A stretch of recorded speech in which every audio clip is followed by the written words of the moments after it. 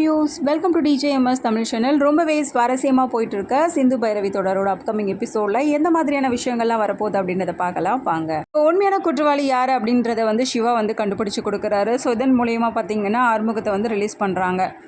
அடிச்சிருக்கிறத பார்த்து என்ன பண்ணுறாங்க, சிவா கேள்வி கேட்குறாங்க. ஸோ இந்த மாதிரி இடத்துல இந்த மாதிரி விஷயம் நடக்கிறது ஒரு சாதாரணமான விஷயம் தான் அப்படின்ற மாதிரி ஒரு கேஷுவலாக பதில் சொல்கிறாரு சஞ்சய். கிளம்பும் போதே பார்த்தீங்கன்னா அன்னபூர்ணிக்கு கால் பண்ணி சொல்கிறாங்க வந்துட்டுருக்கோம் அப்படின்னு சொல்லிட்டு ரொம்பவே சந்தோஷப்படுறாங்க. ஆனால் வீட்டுக்கு போனதும் ஆறுமுகத்தை பார்த்ததும் ரொம்பவே பயங்கர ஒரு ஷாக்காகிறாங்க. அப்போ அது இப்படி அடிச்சிருக்காங்களே அப்படின்னு சொல்லிட்டு என்ன பண்ணுறாங்க, ரொம்பவே பதறி போகிறாங்க. ஆறுமுகத்தை பார்த்து ஆறுமுகத்துக்கு மருந்து போட்டு விட சொல்கிறாங்க. அவருக்கு நல்லா சாப்பாடு கொடுக்குறாங்க, ரெஸ்ட் எடுக்க வைக்கிறாங்க. ஆறுமுகத்து மேலே எந்த ஒரு தப்புமே இல்லை அப்படின்ற விஷயம் எல்லாருக்குமே தெரிய வருது. இன்னொரு பக்கம் பார்த்தீங்கன்னா நம்ம மகாவுக்கு பயங்கர ஒரு அதிர்ச்சியாக இருக்குது. என்னடா இது எப்படியோ தப்பிச்சு வந்துட்டானே, ஸோ இதன் மூலயமா நம்ம தம்பி ஏதாவது மாட்டிப்பானோ அப்படின்ற ஒரு குழப்பத்தில் இருக்காங்க. ஒரு பக்கம் பைரவி கிட்ட போய் பேசுகிறாங்க அன்னபூர்ணி. இப்போவாவது புரியுதாம்மா ஆறுமுகத்தை பற்றி, நான் சொல்ல அவன் காப்பாற்றுவான், மீறி அவன் எந்த ஒரு தப்பையும் பண்ண மாட்டாமா, இப்போவாவது நம்புறியாமா, அவன் மேலே எந்த தப்புமே இல்லை, அவன் ஒரு நிரபராதி அப்படின்னு சொல்லிட்டு அப்படின்னு கேட்குறாங்க பைரவி கிட்ட. நானும் ஆறுமுகத்தை தப்பாக தான் நினச்சிட்டேன், அவர் தான் இந்த தப்பை பண்ணியிருக்காரோ அப்படின்னு சொல்லிட்டு இப்போ புரியுது, நல்லாவே புரியுதா அப்படின்னு சொல்கிறாங்க. ஆறுமுகத்தை மனசுக்குள்ளேயே நடச்சிக்கிட்டு, சாரி ஆறுமுகம், உன்னை பற்றி நான் தப்பாக நினச்சிட்டேன் அப்படின்ற மாதிரி நினைக்கிறாங்க பைரவி. நடக்கும் போதே பார்த்தீங்கன்னா கீழே விழற மாதிரி போகிறதும் பைரவி தாங்கி பிடிக்கிறதும் ஒருத்தர் மாறி மாறி பார்த்துக்கிறாங்க. இந்த சமயத்தில் அன்னபூர்ணி பார்த்து சந்தோஷப்படுறாங்க. இனிமேலாவது ஆறுமுகத்தை புரிஞ்சுக்கிட்டு பைரவி சந்தோஷமாக வாழ நினைக்கணும் அப்படின்ற மாதிரி அவங்க மனசுக்குள்ளே ஓடிக்கிட்டே இருக்குது.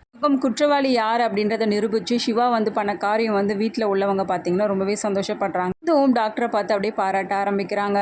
பக்கம் சிவோட மனசில் இடம் பிடிக்கணும், கொஞ்சம் கொஞ்சமாவது இடம் பிடிக்கணும் அப்படின்றதுக்காக சின்ன சின்ன விஷயங்களை பண்ணுறாங்க. அதாவது சின்ன சின்ன விஷயங்களாக பொய் சொல்லி பண்ணுறாங்க சிவா கிட்ட. ஹாஸ்பிட்டலுக்கு போகிறாங்க, கையில் இது மாதிரி ஃப்ராக்சர் ஆகிடுச்சு அப்படின்னு சொல்லிட்டு பார்த்தீங்கன்னா இது எல்லாமே பொய்யான தகவலாக தான் இருக்குது. இதெல்லாம் எதுக்காகன்னு பார்த்தீங்கன்னா சிவா கிட்ட நெருங்கிறதுக்காகவும் அவருடைய அன்பு முழுமையாக கிடைக்கணும் அப்படின்றதுக்காக பார்த்தீங்கன்னா சின்ன சின்ன வேலைகளை பண்ணுறாங்க சிந்து.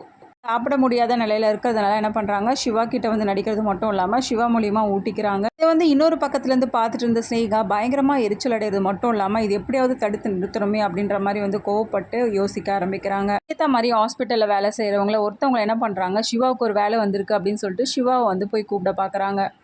கேஸ் ஒன்று வந்திருக்கு, ஸோ நீங்கள் தான் பார்க்கணும் டாக்டர் அப்படின்னு சொல்லிட்டு என்ன பண்ணுறாங்க, சிவா கூப்பிட்றாங்க. அதுக்கேற்ற மாதிரி ஹோம் கிளம்பி போக, அங்கே போனதுக்கப்புறமா யாரும் அப்படி கூப்பிடலைங்களே சார் அப்படின்ற மாதிரி சொல்கிறாங்க. அது சிவாவுக்கு ஒன்றுமே புரியல. ஏற்கனவே பண்ண பெரிய பெரிய தப்புக்கள்லாம் போதாது அப்படின்ற நிலையில மாதிரி திரும்ப திரும்ப என்ன பண்ணுறாங்க, ஸ்னேகா சின்ன சின்ன தப்புகளை பண்ணிகிட்டே இருக்காங்க.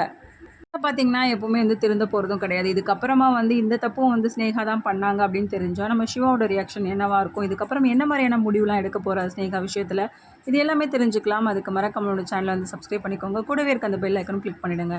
அப்போ தான் நான் போடுற அடுத்தடுத்த வீடியோஸ் உங்களுக்கு நோட்டிஃபிகேஷனில் வரும். ஓகே வியூஸ், தேங்க்ஸ் ஃபார் வாட்சிங் திஸ் வீடியோ.